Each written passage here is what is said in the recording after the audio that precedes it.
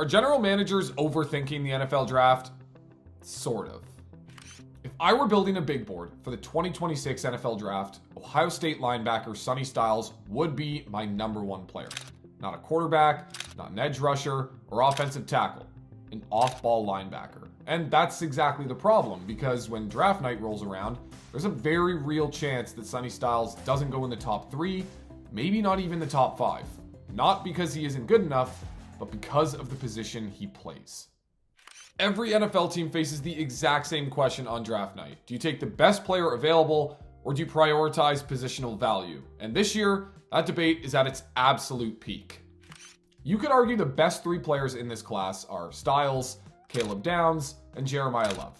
A linebacker, a safety, and a running back. 3 elite talents playing 3 of the least valued positions in modern football. But let's talk about why Sonny Styles might actually be the best of them all.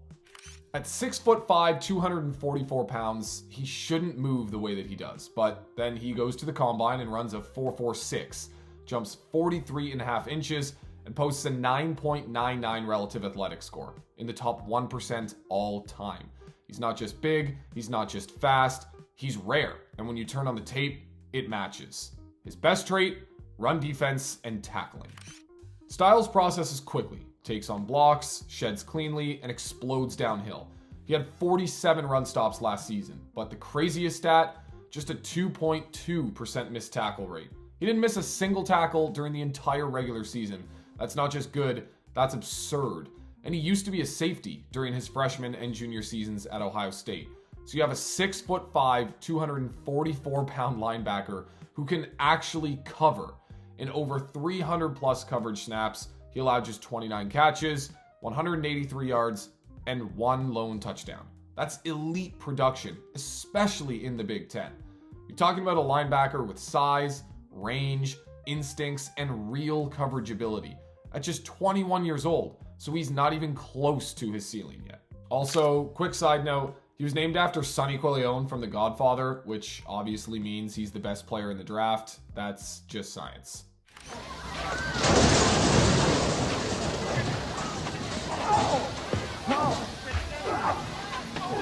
So why on earth is Styles not an absolute lock to go top 3? And more importantly, are NFL teams getting this wrong?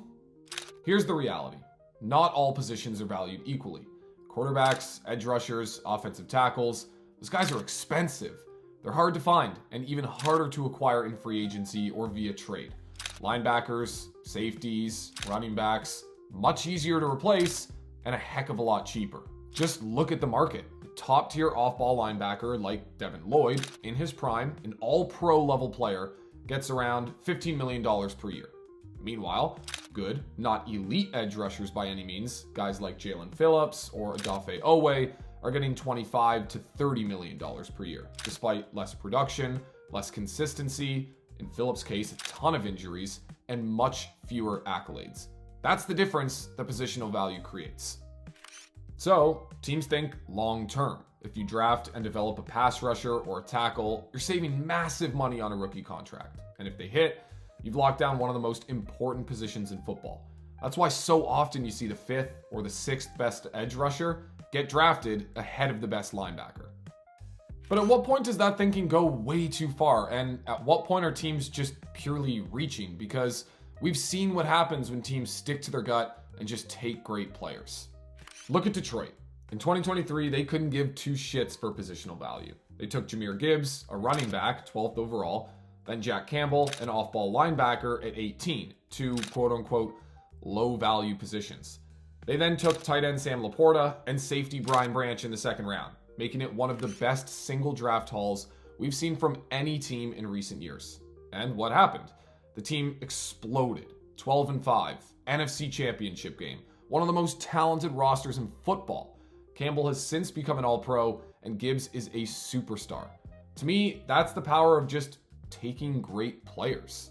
Which brings us back to Sonny Styles, because this is the exact decision that teams will have to make. Do you pass on a potentially elite, game-changing linebacker just to take a more valuable position?